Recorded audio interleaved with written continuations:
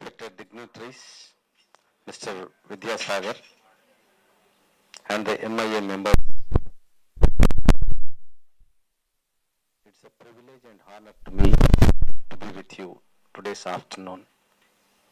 Yes, as Madigas, we met so many times, so many places, but your gathering is different. Your problems are different. From where you have come, what you are doing today, why we are finding a committee every time, new committees, because why the old committees are failed to achieve our goals, why they are not supportive to us. These are main things which we will bark our mind. So, ఈ రోజు agriculture university కానీ horticulture కానీ veterinary కానీ పాల్గొన్న ప్రతి ఒక్కరికి కూడా నా నమస్కారాలు తెలియజేస్తూ, మరి ఈరోజు మాదిగా సోదరులందరూ కూడా సైంటిస్టులు కానీ లెక్చరర్స్ కానీ అసిస్టెంట్ ప్రొఫెసర్స్ కానీ విద్యార్థులు కానీ చాలామంది ఈ సమావేశంలో పాల్గొన్నారు. వారందరికీ నేను పేరు పేరున నమస్కారం తెలియజేస్తూ, మరి మాదిగా ఇంటలెక్చువల్స్ అసోసియేషన్ చాలా బాగుంది పేరు, కానీ పేరుకే మనం ఇంటలెక్చువల్స్గా కనబడతా ఉన్నాం. సమస్య వచ్చినప్పుడు ముందుండి పోరాడే వాళ్ళు చాలా తక్కువ. మీ అగ్రికల్చర్ యూనివర్సిటీకి నేను 1981లో వచ్చిన. ఆ తర్వాత నా మిత్రులు చాలామంది ఏజీబీఎస్సీ చేసి ఇప్పుడు చాలామంది చాలా పొజిషన్స్లో ఉన్నారు. కొంతమంది రిటైర్ అయినారు, కొంతమంది అమెరికా వెళ్ళినారు, అక్కడ స్థిరపడ్డారు.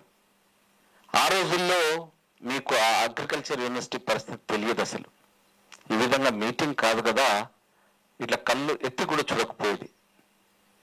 మన పాత మిత్రుడు ఇప్పుడు ప్రెసిడెంట్గా ఎమ్మెల్సీగా ఉన్నటువంటి మహేందర్ రెడ్డి కానీ వారి కుటుంబ పరివారం కానీ అక్కడ కనీసం మెస్ సెక్రటరీగా తీసుకునే పరిస్థితులు కూడా లేకుండే. ఒకప్పుడు ఒక మెస్ సెక్రటరీ, మరి విద్యాసాగర్ తెలుసుంటే వీసా వెంకటేశం, వాడు మెస్ సెక్రటరీ తీసుకుంటే మహేందర్ రెడ్డి అనే అతను పొట్టు కొట్టినారు వాళ్ళు. డోర్లు వేసి, మీరు ఒక సినిమా ఉంటుంది ఫుల్లర్ కంటెంట్ సినిమా, ఆ సినిమాలో మొత్తం రూములు బ్లాక్ చేసేసి ఒక్కొక్కరిని పిలిచి కొడతారు. పిచ్చుకొక్కని కొట్టినారు మన పిల్లల్ని. ఆ రోజు అందరం కూడా మాకు అండగా, మా సమస్యలకు తోడుగా ఉండే పీపుల్స్ వార్ గ్రూప్ ఉండేటప్పుడు పరిగెత్తి వాళ్ళని పట్టుకొస్తే వీళ్ళని తన్ని తరిమేస్తే ఆ యూనివర్సిటీకి అప్పుడు స్వేచ్ఛా స్వాతంత్రాలు మాదిగా బీసీలకు కానీ జరిగింది. అది this is 84 I think 83. Vidyasagar 85లో జాయిన్ అయినాడు. అందుగురించే మరి చరిత్ర అంతా తెలుసో తెలియదు అని. కాబట్టి ఎప్పుడు కూడా ఎవరో వస్తారని మనం ఎప్పుడు ఊహించకూడదు.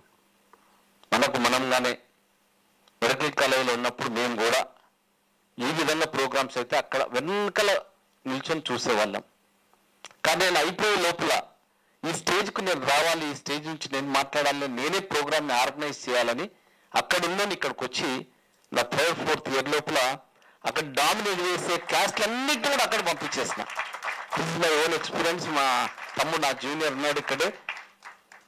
ఎవరిని కూడా స్పేర్ చేసేది కాదు, ఎవరు ఎదురుగా మాట్లాడేది కాదు. ఎవరైనా మనతో మన పిల్లలు వస్తారంటే ఎవరు రాకపోయేది. ఒంటరి పోరాటం. అప్పుడు ఇప్పుడు ఎప్పుడు కూడా తమ్ముడికి తెలుసు, కాలేజీలో ఎవరు మాట్లాడనిచ్చకపోయేది. కమ్మ గ్యాంగ్ ఒక విధంగా ఉండేది, రెడ్డి గ్యాంగ్ ఒక విధంగా ఉండేది. ఉమ్మడి మెస్ను విడగొట్టి కులాల వారిగా మెస్లు అయిపోయింది. అక్కడ మళ్ళీ ఫైట్ చేసి ఒక మెస్ని ఎస్టాబ్లిష్ చేయించి గవర్నమెంట్ కింద, దాంట్లో కూడా విభేదాలు వస్తే మరి ఇప్పుడు ఎట్లా ఉన్నదో తెలియదు. కానీ అప్పుడు ఇది ఎంత కూడా 80s కథ చెప్తున్నా. మరి అప్పుడున్న సమస్యలు ఇప్పుడు లేవు. ఇప్పుడు మనమంటే భయపడే వాళ్ళు ఉన్నారు, మనమంటే ఒక గౌరవంతో చూసే వాళ్ళు ఉన్నారు. మనమంటే తప్పకుండా వీళ్ళ దగ్గరికి వెళ్తే వీళ్ళు చాలా యునైటెడ్గా ఉంటారు, వీళ్ళని మనం పట్టుకోలేమని. ఈరోజు రిజర్వేషన్స్ అనేటివి ఒకప్పుడు నేను జాయిన్ అయిన రోజుల్లో, నేను మెడికల్ కాలేజ్లో జాయిన్ అయిన రోజుల్లో నా బ్యాచ్లో 14 సీట్లు ఉండే.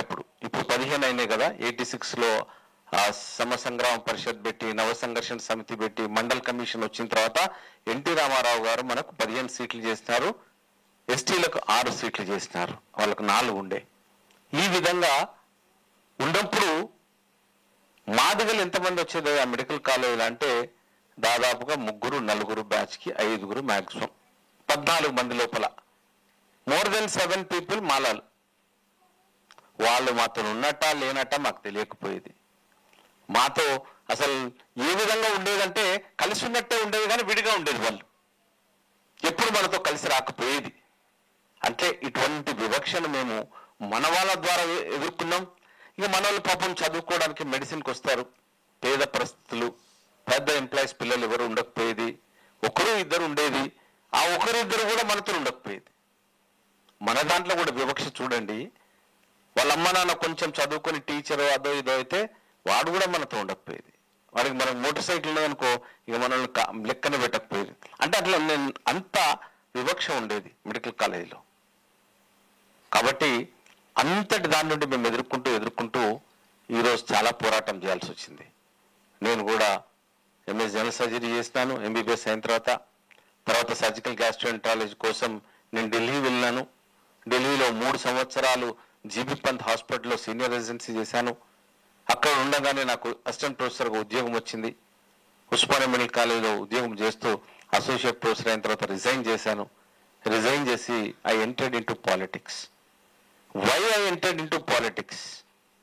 మా అమ్మ చెప్పేది, అరే నీకు కిలోల కొద్ది బంగారం ఉన్నా ఏం ప్రయోజనం లేదు, తక్కెడంత బంగారం ఉన్నా ఈసమెత్తు అధికారం ఉండాలనేది. ఈసమెత్తు అధికారం అంటే ఏంటో ఈరోజు నేను ఎమ్మెల్యే అయిన తర్వాత కూడా చూస్తా ఉన్నా. ఇక్కడ కూడా వివక్ష ఉంటుంది కానీ ఎదిరిస్తా ఉన్నాం, శాసిస్తా ఉన్నాం. నేను మీకు మంచి ఎగ్జాంపుల్ చెప్తాను. మా కమిషనర్ ఉన్నాడు, పోలీస్ కమిషనర్. నేను దళితుల్ని, మాదిగని. నేను కోరుకునేది ఏముంటుంది, నా వాళ్లకు నేను పోస్టింగ్స్ ఇప్పించుకోవాలి. మన వాళ్లకు పోలీస్ డిపార్ట్మెంట్లో దాదాపుగా మాదిగలకు పోస్టింగ్స్ ఇచ్చేవాడు ఎవడు ఉండడు. ఆ ఎమ్మెల్యేకు ఆ డబ్బులు ఇచ్చే స్తోమత కూడా ఒక 30-40 లక్షలు 20 లక్షలు ఇచ్చే స్తోమత కూడా మన ఎస్ఐలకు సిఐలకు ఉండదు. నేనేం చేసినాను, సరే ట్రాన్స్ఫర్ అయిపోయింది. ఆ ఎస్సీపీ ఫోన్ చేసినాడు, ఆయన ట్రాన్స్ఫర్ వచ్చింది, ఒక సీఎం నేను వేస్తాను అని అంటే, నువ్వెట్లు వేస్తావా? నేను వేస్తాను అన్నాడు. లేదు నువ్వు 3 పేర్లు ఇవి, ఆ 3 పేర్లు ఒక్కరిని వేస్తా.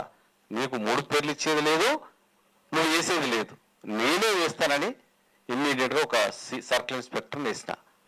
వేసిన తర్వాత వాడు మళ్ళీ రిజెక్ట్ చేసిండు, ఇది కమిటీ కూర్చోలేదు, ఏకపక్షంగా జరిగిందని. మళ్ళీ కమిటీని వేసి ముఖ్యమంత్రి గారితో ఫైట్ చేసి ఆయన్ను మళ్ళీ పంపించాను. పంపిస్తే ఆయన పని చేయనియాడు, కాల్ వరకు ఫోన్లు చేయడు, ఇగ్నోర్ చేస్తూ ఉన్నాడు. అంటే it is very hard to digest ఎవరినైనా మనం నిర్లక్ష్యతకు గురి చేస్తే, కేర్ చేయకపోతే ఆ బాధ ఎక్కువ ఉంటుంది. అన్న ఇట్లా జరుగుతుందనంటే చూడు, ఒక్కరోజు ట్రాన్స్ఫర్ చేద్దామని ఇక నాకు వశపడలేక ఒక ప్రెస్ మీట్ పెట్టిన. గవర్నమెంట్లో ఉంటూ, ఒక ఎమ్మెల్యేగా ఉంటూ, మళ్ళీ నాకు మా ముఖ్యమంత్రి గారు ఒక 20 సంవత్సరాలుగా 2009-2004 నుంచి నాకు బాగా దగ్గర. అట్లాంటి ఆయన పోయి పొట్టు ప్రెస్లో ఇచ్చేస్తా. ప్రెస్ మీట్ పెట్టి తిట్టిపడేసిన. ఎవరు నాతో రాలే, ఎవరు నాకు సహకారం కూడా చేయలే, అయినా నేను భయపడలే. ఇది నిన్న మొన్న జరిగిన సంఘటన, 6 నెలల కింద జరిగిన సంఘటన. కాలేజీలో కూడా ఇదే విధంగా పోరాటం చేసేది. మన పిల్లల్ని ఫెయిల్ చేసిన పోరాటమే, మెస్ ఛార్జెస్ రాకపోయినా పోరాటమే, మెస్ ఛార్జీలు కట్టకపోయినా పోరాటమే. కాలేజీలో అంటే చెప్పడం కాదు కానీ మనం చెప్తే వినాల్సింది. అక్కడ ఆ స్టేజ్కి తీసుకొచ్చినాం కాకతీయ మెడికల్ కాలేజ్. కానీ తర్వాత నేను ఆ కమిషనర్ తిట్టి ట్రాన్స్ఫర్ చేయించిన. అక్కడ ఎక్కడికి పోయినాడంటే పాపం మా ముఖ్యమంత్రి గారు ఇగ చేస్తా అని ఇవాళ డిఐజీ వచ్చింది, వానికి ప్రమోషన్ వచ్చింది, లెటర్ కూడా వచ్చింది. కానీ ఎలక్షన్ కమిషన్ ఉండడం వల్ల మొన్న వీడు తెలంగాణకు సంబంధించినోడు కాదు, ఆంధ్రాకి కేటాయించబడ్డాడు అని పంపించేస్తాం. అరే అందరూ వచ్చి భయపెట్టించినారు నన్ను. అరే నువ్వు సిపితో పెట్టుకుంటావా, నిన్ను ఏమన్నా ఇరికిస్తారు, నిన్ను ఏమైనా చేస్తారు అవి అని అంటే నేను చెప్పిన, అరే నాకేం దందాలు లేవు, నేను చేసే అక్రమ వ్యాపారాలు లేవు, ఇసుక దందాలు లేవు, నాకేమున్నదో అంత నేను ఎక్కడికంటే అక్కడ పోతా, ఫైట్ చేస్తా, ఎప్పుడు భయపడలేదు నేను. ఈయనే కాదు చాలా మంది అధికారులు కూడా మనకు వ్యతిరేకంగా ఉంటే వాళ్ళకు అగెనిస్ట్ కూడా ఫైట్ చేస్తాను. నేను ఉస్మానియా మెడికల్ కాలేజ్కు అసిస్టెంట్ ప్రొఫెసర్ వచ్చిన రోజు ఒక మాదిగ బిడ్డ కాదు కదా, ఒక దళిత బిడ్డ కూడా ఉస్మానియా జనరల్ ఆసుపత్రిలో కానీ ఉస్మానియా మెడికల్ కాలేజ్ కానీ అసిస్టెంట్ ప్రొఫెసర్గా లేరు. అంటే అంత సాహసం చేయలే, ధైర్యం చేయలే, అంతా వాళ్ళే ఉండేది. కాంతారెడ్డి గారు అని ఒక పెద్ద మనిషి, ఇక ప్రతి డిపార్ట్మెంట్లో విద్యాసాగర్ మీ డిపార్ట్మెంట్లో చెప్పినప్పుడు నేను వచ్చిన తర్వాత ఒక 10 మందిని పట్టుకొచ్చిన మెడికల్ కాలేజ్కు కానీ హాస్పిటల్ కానీ. పోవడం, డిఎంఈతో మాట్లాడడం, అంటే అరే మా వాళ్ళు రావద్దా అని గొడవ చేయడం. ఇట్లా ఈరోజు కొంతమంది ట్రాన్స్ఫర్ అయినారు, కొంతమంది ఉన్నారు, కొంతమంది వెళ్ళిపోయినారు. అట్లా ప్రతి ఒక్కరికి మనం ఎక్కడున్నా కూడా సహాయకరంగా ఉండాలి. ఎప్పుడు పోరాటమే మన జీవితం. ఎందుకంటే మనం చూసినాం అంబేద్కర్ జీవిత చరిత్ర లోపల ఆయన ఎప్పుడు పోరాడుతూనే ఉన్నాడు. స్వాతంత్ర ఉద్యమం లోపల ఆయన నెగ్లిజెంట్గా, అంటే he became irrelevant sometimes. It is very hard to digest the irrelevance. You can fight the exploitation ఎదిరించవచ్చు, కానీ ఇర్రిలెవెన్స్ ని తట్టుకోలేము. ఇంట్లో ఉంటాం, మనల్ని ఇర్రిలెవెంట్ అంటే అసందర్భంగా, అంటే చూడకుండా ఉంటారు అనుకో, అది తట్టుకోగలుగుతామా? తట్టుకోలేము. అటువంటి ఆయన గొప్పోడైండు, రాజ్యాంగ కమిటీలో ఉన్నాడు, రాజ్యాంగాన్ని రచించినాడు, ఎన్నో దేశాల రాజ్యాంగాలను ఆయన పరిశీలించినాడు. మరి ఒక్కడే ఆ రోజు ఆయనతో ఎవరు లేరు. మన కమ్యూనిటీస్ అని అప్పుడు రాకపోయేది. ఇది మీరు ఆయన చరిత్ర చదువుతూ తెలుస్తుంది. నెహ్రూ రాసిన బుక్స్ లో కూడా ఆయన గురించి చాలా గొప్పగా చెప్తాడు. పర్సనల్ గా రైవల్రీ ఉండొచ్చు, ఏమన్నా ఉండొచ్చు, కానీ అదేవిధంగా జగ్జీవన్ రామ్ కూడా ఆనాడు ఆయనకు ఎవరు సపోర్టుగా ఆయన మహారైతే అయిన చమార్ల లోపల ఒక ఉప ప్రధాని స్థాయికి అందరితో అణిగి మణిగి ఉండి, రాజకీయాల్లో తొక్కుడు బేరమే ఎక్కువ ఉంటుంది. ఎవరు నేను పిలిచి నువ్వు గొప్ప తెలివి ఉన్నది అన్ని పూలమాల వేసి నేను పెద్దగా చేసేటోడు ఎవడు ఉండడు. ఎప్పుడు వీని దొక్కుదామా, వీడు ఎప్పుడు మనకు వ్యతిరేకంగా మాట్లాడతాడు, ఏ విధంగా వీని అణచివేద్దామన్న ధోరణి ఉంటుంది. అయినా ఆయన వచ్చినాడు. కాంశీరామ్ గారు మనకు తెలిసిన మొన్నటి చరిత్ర, మీరు అప్పటికి పుట్టుంటారు. 95లో మీరు అందరు బాగున్నాయి కదా. 95 లోపల హీ స్టార్టెడ్ ఎడ్యుకేషన్.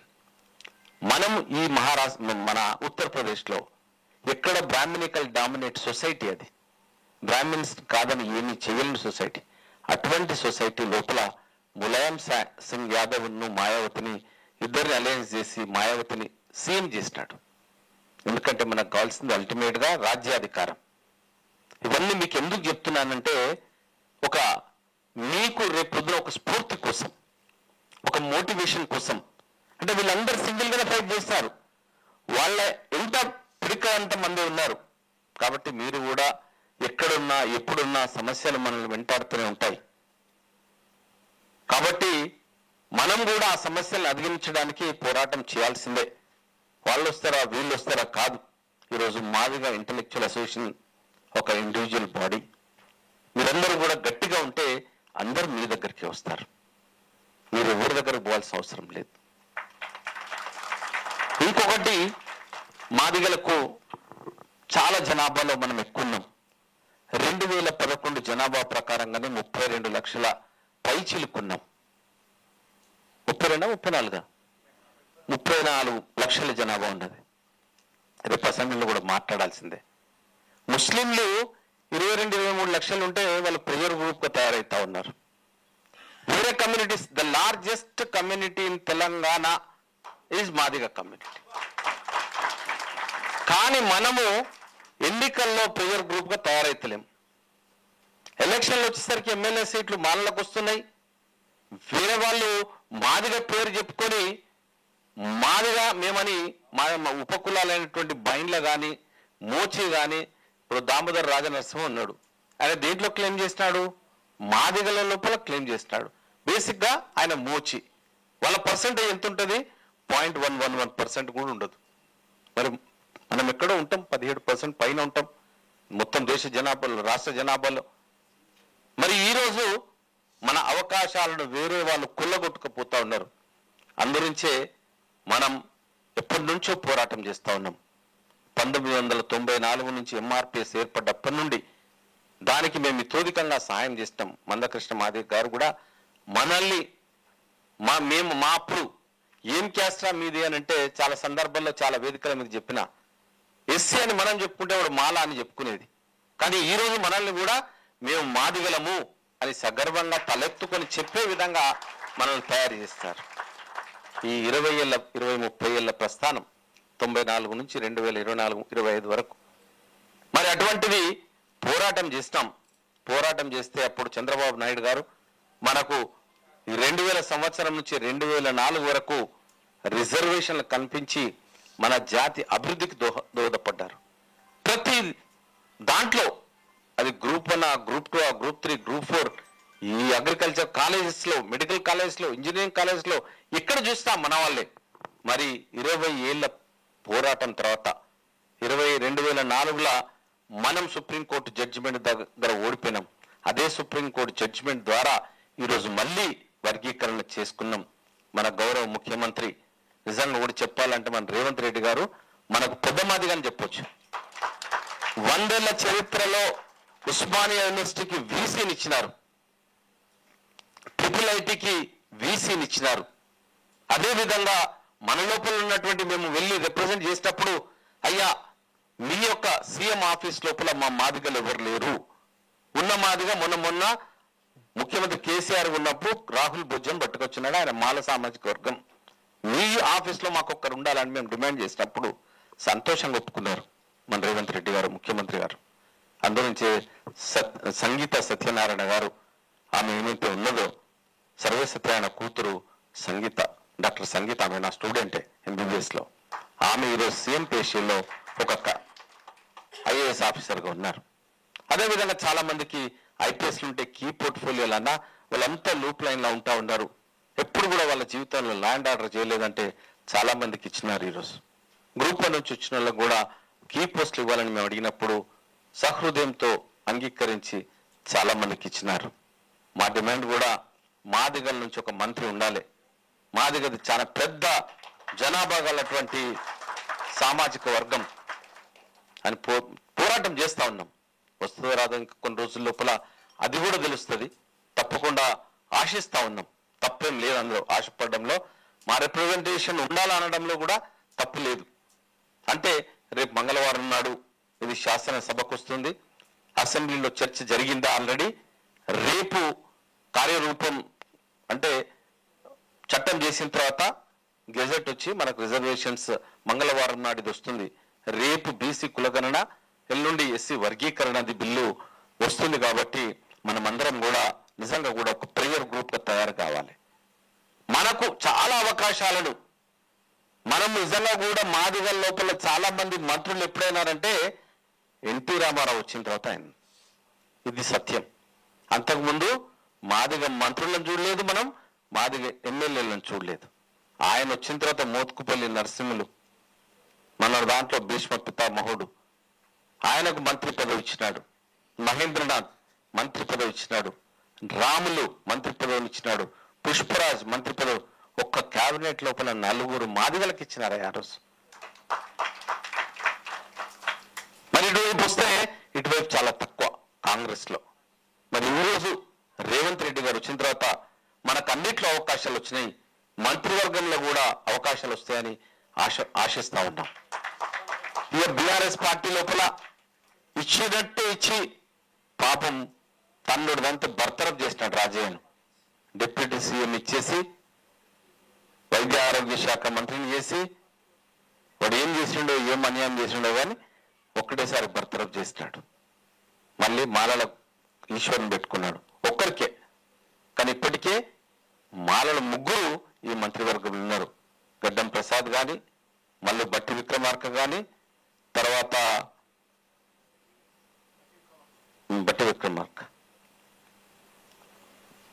మోచి దామోదర్ రాజా నరసింహ, ఈ 3 ఉన్నారు. ఆయన మోచి, ఈయన మాల, ఆయన మాల. అంటే ఈ కాంగ్రెస్ లోపల 3కి ఇచ్చినారు, ఇంకొకరికి ఇచ్చే అవకాశం ఉన్నది. కాబట్టి ఎప్పుడు కూడా మనం ఒక ప్రేయర్ గ్రూప్ గా ఉండాలన్న విషయంతో నేను చెప్తా ఉన్నాను. మన జనాభా ఎక్కువ, మనం ఆలోచిస్తే మనం అందరం కూడా ఒక రూరల్ బ్యాక్గ్రౌండ్ వచ్చిన వాళ్ళం, చిన్న చిన్న గ్రామాల నుండి వచ్చిన వాళ్ళం. పట్టణాలకు వచ్చినామంటే ఆ రోజుల లోపల చాలా చిన్న సంచి పట్టుకొని, ఎవరికి అసలు హైదరాబాద్ అనే పట్టణం అంటే తెలియదు. అప్పుడు అగ్రికల్చర్ కాలేజ్ ఒక్క రాజేంద్ర నగర్ బాపట్లలో ఒక కాలేజ్ ఉండేది. మరి అప్పటి నుంచి ఇప్పుడు చాలా కాలేజీలు అయిపోయినాయి, చాలా పట్టణాల్లో అగ్రికల్చర్ కాలేజీలు కానీ వెటర్నరీ కాలేజీలు కానీ చాలా అయినాయి. యూనివర్సిటీ మాత్రం ఇది ఒకటే అనుకుంటా నాకు తెలిసి. మరి ఏ తెలియనప్పుడు ఆ ఊర్లలో అప్పుడు ఒక పాట ఉండే, భద్రం కొడుకో ఎక్కే కాడ దిగే కాడ మలుపు కాడ అది పట్నం కొడుకు అని. అట్లా ఏ లేకుండా మనం వచ్చినాం. మరి ఈరోజు మన ఊర్లకు కూడా వెళ్ళి మన వాళ్ళను మనం వాళ్ళకు కూడా ఈ నాలెడ్జ్ అందించి వాళ్ళను కూడా అరే మనం ఉండాలి, ఒక ప్రెజర్ గ్రూప్ ఉండాలి, ఏ పార్టీకి ఓటేయాలి. మరి మనంతా కూడా 10 సంవత్సరాలు మనకు మర్చిపోయిన దొరలను మళ్ళీ దొరలంటే ఎట్లా ఉంటారో కేసీఆర్ గారు చూపించినారు. ఆల్రెడీ మనం టేస్ట్ చేసినాం ఆయన పాలనను. దొర పాలన ఈ విధంగా ఉంటుంది, అన్నిట్లలో అనగదొక్కుడే అనేది చూస్తాం కదా, చూస్తామా లేదా? కాబట్టి మనకు మొన్న జరిగిన ఎన్నికలు కూడా నేను చాలా సందర్భాల్లో చెప్పిన, డెమోక్రసీ కోసం డిక్టేటర్షిప్ కు డెమోక్రసీకి జరిగిన యుద్ధం మొన్న జరిగినటువంటి ఎన్నికలు 100% మనము తెలంగాణ ప్రజలము ఏమాత్రం కూడా నియంతృత్వాన్ని అంగీకరించం. అందులో మన మాదిగలంతా కూడా మొన్నటి రోజు కాంగ్రెస్ పార్టీకి ఓట్లేస్తారు. ప్రతి ఊరు తిరిగాను నేను, ప్రతి గ్రామం, ప్రతి పల్లె, ప్రతి మాదిగవాడకు వెళ్ళండి. అట్లా మనకు తప్పకుండా మనం ఊరికి వెళ్ళినప్పుడు అక్కడ ఉన్న చదువుకున్న 10 మంది పిల్లల్ని దగ్గర తీసుకొని వాడు ఇంటర్మీడియట్ 10th క్లాసా డిగ్రీనా వీళ్ళందరూ పిలుచుకొని మీరు కొంచెం ఆ క్యారియర్ గైడెన్స్ ఎట్లయితే మీ ఎంఐఏలో ఉన్నదో ఆ విధంగా చేస్తూ వాళ్ళందరికీ కూడా పాలిటిక్స్ ఏం జరుగుతా ఉన్నాయి, ఎవరైతే బాగుంటుంది, ఎవరి పరిపాలన అయితే బాగుంటుందో అది చెప్పాలి. మళ్ళీ కొంతమంది ఈరోజు అంటున్నారు వీళ్ళ పరిపాలన కన్నా టిఆర్ఎస్ పరిపాలన బాగుండే. ఏం బాగుండనో నాకు అర్థం కాలే. అంటే మనం విచ్చలవిడిగా డబ్బులు పంచలేం. రైతు బంధు పేరిట లక్షల రూపాయలు పాడుబడ్డ భూములకు ఇచ్చినాడు కేసీఆర్. ఈరోజు మేము పని చేస్తాం. మరి మేము చేసిన తప్పు 2 లక్షల రూపాయల రుణమాఫీ జరిగింది. మీ దగ్గర అందరూ కూడా ఏవో ఉండొచ్చు, అగ్రికల్చర్ ఆఫీసర్స్, మండల అగ్రికల్చర్ ఆఫీసర్లు. కొన్ని మిస్టేక్స్ జరిగినాయి, దాంట్లో కొంతమందికి రాలేదు. మరి ఈరోజు 2 లక్షల రుణమాఫీ అంటే మనలాంటి చాలా ఎక్కువనే. అదేవిధంగా కూలీ నాలి చేసుకొని గుంట భూమి లేనులకు 12,000 రూపాయలు ఇందిరమ్మ ఆత్మీయ భరోసాను ఇచ్చినాం. ఈ ప్రభుత్వం ఏం తక్కువ చేయలే. అంటే మనకు భూమి ఉండదు, చాలా వాళ్లకు చాలా చోట్ల మాదిగలకు అనేది భూమి తక్కువ. ఊర్లలో చాలా మందికి ఉంటుందా? గుంట భూమి కూడా ఉండదు, వానికి ఇల్లు కూడా ఉండదు. అప్పుడు ఇందిరాగాంధీ ఆలోచించి వీళ్ళకు ఇల్లు ఇవ్వాలి, వీళ్ళు కూడా ఒక ఇంట్లో ఉంటే సగర్వంగా తలెత్తుకొని బ్రతుకుతారని ఆనాడు ఇందిరమ్మ ఇళ్లను మొదలుపెట్టింది. 1972లో మొదలైంది ఇదంతా కూడా.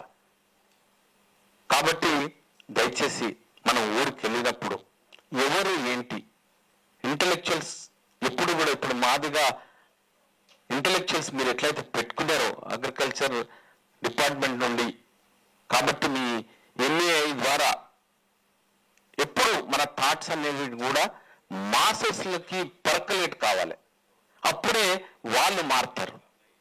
వాళ్ళు మారుతారంటే మన ఊర్లో మనం పోతే 4 వస్తారు. అరే మా చదువుకున్నాడు, ఈజీబీసీ చేసినాడు, ఏజీఎంఎస్సీ చేసినాడు, అసిస్టెంట్ ప్రొఫెసర్గా చేస్తా ఉన్నాడు, సైంటిస్ట్గా చేస్తా ఉన్నాడు. ఇక్కడ రాగానే నేను చాలా మంది సైంటిస్టులను చూస్తున్నాను. మీరు వెళ్ళగానే ఊర్లో అరే మా సైంటిస్ట్ వచ్చినాడు మాట్లాడదాం. అంతకుముందు సైంటిస్ట్ అంటే వాళ్ళకి తెలియదు, సైంటిస్ట్ ఎట్లుంటాడో తెలియదు.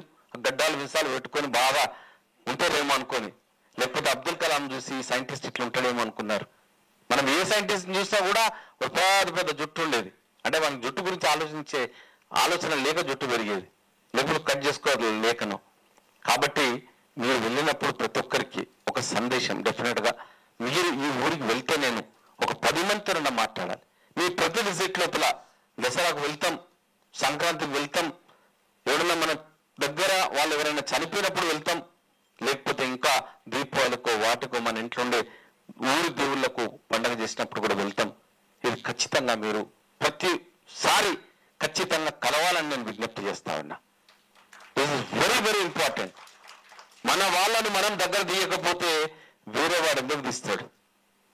మన వాళ్ళని మనం కూర్చోబెట్టుకోకపోతే వేరే వాడు ఎందుకు కూర్చోబెడతాడు? కాబట్టి దయచేసి వాళ్ళని ఆప్యాయతగా పలకరించండి. వాళ్ళకు మంచి ముచ్చట్లు ఒక 10 నిమిషాలు వాళ్ళతో గడిపిన మాట్లాడి చెప్పండి. అది ఇది మన పరిస్థితి అని, ఉద్యోగాల్లో వెనుకబాటు, రిజర్వేషన్స్ వచ్చినాయండి. ఇప్పుడు ఆంగ్లేయుల కాలంలోనే మనకు రిజర్వేషన్స్ ఉండే, కానీ వాటిని మనం అనుభవించలే. రెడ్డి అని ఉంటే రెడ్డికి రిజర్వేషన్స్ ఉండే, వాడు కొండరెడ్డి అని పెట్టుకునేది. మేము చాలా సర్టిఫికేట్లు పట్టించినాం. వాడు ఏముంటే కొండరెడ్డి అంటే అది ట్రైబ్లో వస్తుంది. ఎస్సీలలో కూడా చాలా క్యాస్ట్లు దొరకక వాళ్ళందరూ కూడా ఇది అదని పెట్టేది. మనం నిజంగా రిజర్వేషన్స్ అనుభవిస్తున్నామంటే 1970s తర్వాతనే, 80 నుంచి స్ట్రిక్ట్గా కొంచెం ఇంప్లిమెంట్ చేస్తాం. అంతకుముందు మన పేరిట వాళ్ళే దొంగతనాలు చేసి దొంగ సర్టిఫికెట్లు పెట్టి వాళ్ళే అనుభవించినారు, అది కూడా ఇప్పటికి కూడా.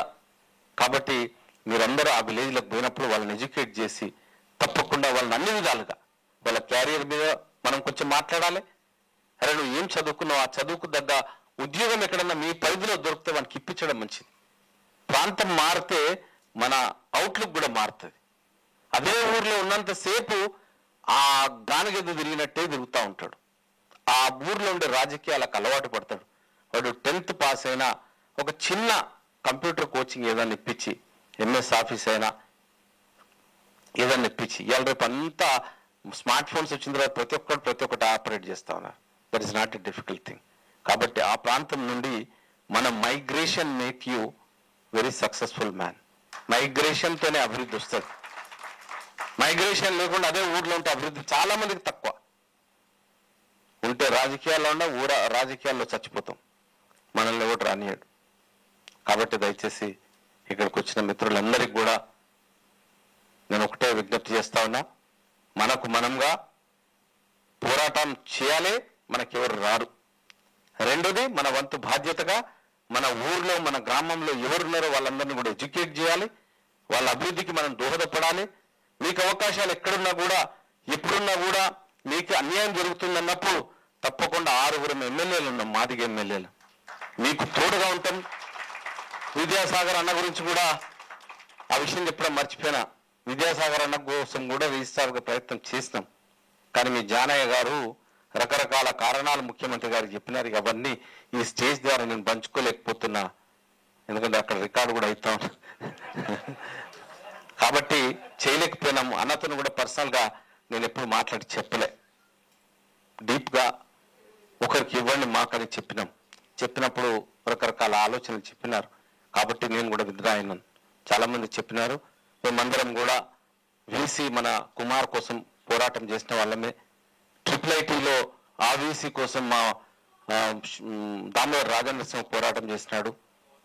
తర్వాత పురుషోత్తం ఆయన పేరు గోవర్ధన్, హైయర్ ఎడ్యుకేషన్ దాంట్లో పురుషోత్తం ఆయన గురించి పోరాటం చేసినారు. పురుషోత్తం గారి గురించి, అవును, IIIT గోవర్ధన్, కుమార్ ఉస్మానియా, ఈయననేమో ఎడ్యుకేషన్ కమిషన్. కాబట్టి ప్రతి ఒక్క దాంట్లో కూడా ప్రతి ఒక్కరు పాపం వాళ్ళ శక్తి వంచన లేకుండా మాట్లాడుతూ ఉన్నాం. ఈ ముఖ్యమంత్రి మన కోసం డెఫినెట్గా ఆలోచించే వ్యక్తి, మన బాగోగుల కోసం ఆలోచించే వ్యక్తి, మనకు పదవులు రావాలి, మాదిగలు బాగుండాలని కోరుకునే వ్యక్తి. వర్గీకరణ ఈరోజు సాధ్యమైందంటే కేవలం రేవంత్ రెడ్డి వల్ల. వేరే ఎవరు ఏ ముఖ్యమంత్రి ఉన్నా కూడా ఈ 24 ఏళ్లలో 2004 నేను నాకు ఊహ తెలిసినప్పటి నుండి కూడా ఇంత సాహసం చేసింది తెలుగుదేశంలో చంద్రబాబు నాయుడు, ఆ తర్వాత ముఖ్యమంత్రి రేవంత్ రెడ్డి గారే. మాదిగలకు రిజర్వేషన్స్ వర్గీకరణ చేయాల్సిందే, వాళ్ళని వర్గీకరణ చేస్తేనే ఆ వర్గీకరణతోనే ఎక్కువ అవకాశాలు వచ్చి వాళ్ళు అభివృద్ధి చెందుతారని ఒక నిర్ణయం తీసుకున్నది. ఇది సాహసపూర్వక నిర్ణయం. మాలలు అనుకుంటే వాళ్ళని బొందబెడతారు. వాళ్ళ దగ్గర అధికారం ఉన్నది, అంగబలం ఉన్నది, అర్ధబలం ఉన్నది.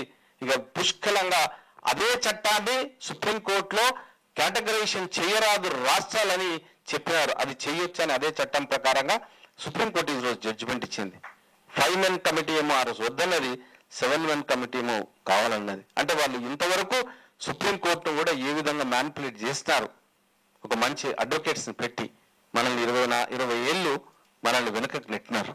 కాబట్టి ఈ అవకాశాలను 10%, 10.7 ఎంత వస్తుంది, 10.77 అంటే ఆల్మోస్ట్ 11. కాబట్టి మీరందరూ కూడా మన రేవంత్ రెడ్డి గారి సాహసానికి ఆయనకు మరొకసారి మనమందరం కూడా కృతజ్ఞత తెలియజేయాలి.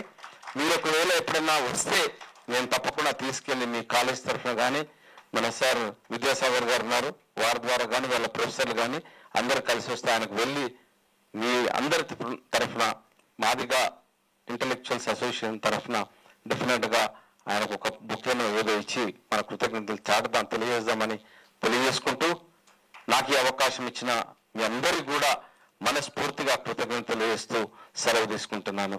జై హింద్. Thank you.